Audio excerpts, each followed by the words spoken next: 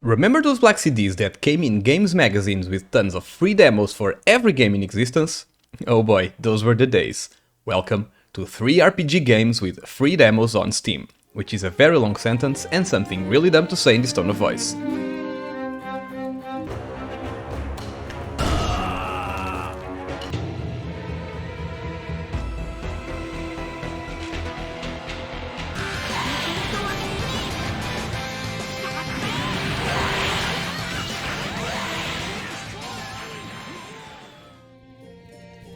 Zoria, Age of Shattering is a CRPG developed by Tiny Trinket Games and published by N-Sharp Publishing. Playing as the captain of a military group assaulted by cryptic dreams, you'll explore the world of Zoria, helping people fend off the unwelcome alien soldiers. Given the game is still not out, any criticism might not necessarily apply to the final product, but right now, everything feels too barren and soulless.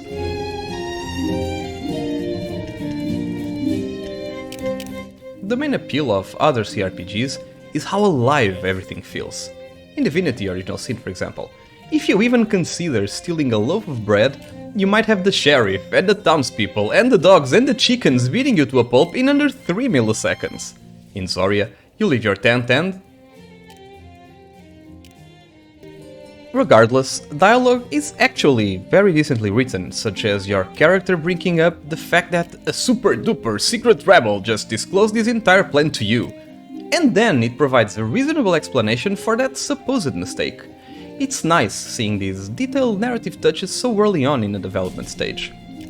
Exploration is fairly standard, you just walk around collecting ingredients and talking with people, set up camp to recover health and mana, rinse and repeat. As for combat, each character has 2 action points as well as 2 resources to manage. Mana starts full and persists between battles, while Fury starts empty and needs to be generated while in battle. This, in theory, is very fun, as it creates an internal tug-of-war where you need to conserve mana between battles while also spending it to generate Fury and unleash your more powerful abilities. But something is definitely off with the numbers. Mana is way too plentiful. Resting to recover it is way too easy. It takes all the tension away from the system. Other than the resource system, which I didn't particularly care for, there was one detail that caught me off guard in how well it just turns the usual combat system on its head. Enemies will just beeline for your fragile backline relentlessly and mercilessly. This threw me for a loop initially, as I was just putting my beefy character up front and hoping for the best, like you do in most games in this genre. So I needed to really rethink my strategy, reset my skills, and all of this made combat substantially more fun than I was anticipating.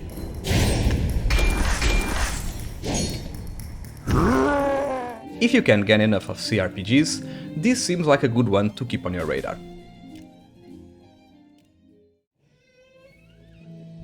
Kamifuda is a visual novel / collectible card game developed and published by Real Archive. You're set in the shoes of Taro, a Pactborn that begins the game in prison for undisclosed reasons, and gets rescued by Hot Dumbledore and sent to Hot Hogwarts, where everyone is hot, to integrate the very hot Kamifuda Club. Kamifuda is a dueling club where players channel their eldritch powers through sigils, or in this case, cards. Now, while the writing style is pretty fanfiction-esque, I shuffle my cards back into Yaram's case quickly, but the heat grows like a fever. There beneath my skin there is a sun. It lingers, sleeping. It wakes, hungry. It eats. It lives again. I mean, my guy's just packing his cards. I get the idea, I really do, but it just feels so much over the top sometimes. The story, on the other hand, is surprisingly gripping, and there's a ton of care put into making the world and the characters make sense and behave like real people. For example, your character is just chit-chatting with a club member and it suddenly goes, "Oh my god, you won't believe the shit I just saw," referring to optional content you might have experienced quite a while back. Like something that will happen in a normal conversation between friends. It seems odd to praise this sort of stuff, but it's something you don't really see in most games, which is super weird. And the entire setting is also fairly interesting. It's as if original Hogwarts from Harry Potter was amped up to 11 and fun magic is replaced with eldritch horrors trying to casually kill students around every corner. As for gameplay, it's a fairly unique take on card games. You and your opponent take turns playing one card at a time on a board, using a fixed amount of mana per turn. Cards can be rituals, which are useless when played, but come with a counter that ticks down whenever your opponent takes damage, and upon reaching 0, activate powerful effects. Sorceries are also set on the table, and deal damage to other sorceries, to your opponent directly, or rituals. If a single sorcery deals damage to a ritual, said ritual is destroyed without activating its effects, so your strategy will mostly revolve around keeping rituals safe. Now, given how rock, paper, scissors different matchups are, duels are more like puzzles where you're crafting a deck to completely nullify your opponent, rather than the usual card games tug of war where you're trying to get incremental advantages each turn. All in all, I really liked crafting my different decks from the admittedly reduced demo card pool, and games are fast-paced and intense. Finally, the game seems to be leaning more towards the visual novel aspect rather than the dueling. During my 3 hours with the demo, I'd say around 2.5 were story, while half an hour was card gaming.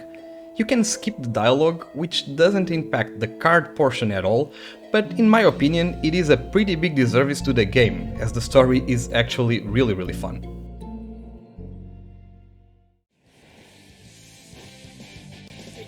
Finally, and speaking of hot people playing cards, we have Super Dragon Ball Heroes World Mission. Published by Bandai Namco and developed by Dims Corporation and Safari Games, in Dragon Ball Heroes you'll follow the story of a kid who, for some reason, enters a card game tournament without having any cards nor knowing the rules of the game. Said cards are of Dragon Ball characters and lo and behold, the video game characters invaded our world. Standard stuff, really. You're then recruited by a masked hero to help combat the threat by entering the video game world and defeating enemies in duels. Remember, you don't know the rules of the game, and you're then suddenly saving the world. Is it cheesy? Yep. Is it engaging? If you're a diehard Dragon Ball fan, maybe? I don't know. To me it just looks like filler and a shoehorned reason for these characters to punch each other in the face, which, you know, cool.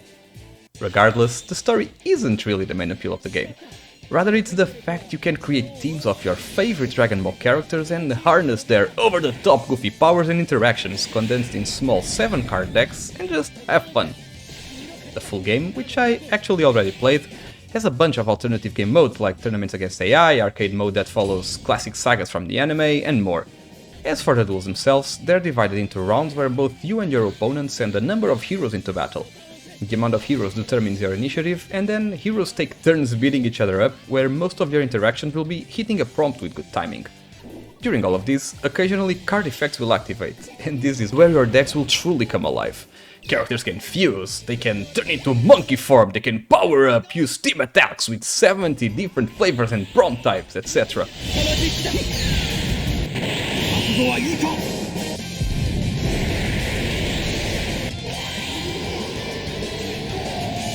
It's both super fun to casually make a deck with your favorite characters and see what happens, as well as spending literal hours upon hours crafting the perfect deck from over 1200 cards to absolutely blow your opponent up on a very specific turn. Is gameplay balanced? Absolutely not. Maybe Krillin, even though he might have a place in a particular deck, will most certainly not hold up against overpowered Ultra Instinct Saiyan Goku! And, you know, that's fine, in my opinion. To sum it up, if you like card games and happen to be a Dragon Ball fan, this is a no-brainer to try out. Word of warning though, the game is so overpriced. However, it regularly goes on huge sales, so if you're interested, I'd hold on for that. And that's enough from me. If you want to try these 3 games for free, there's links to them in the description. See ya.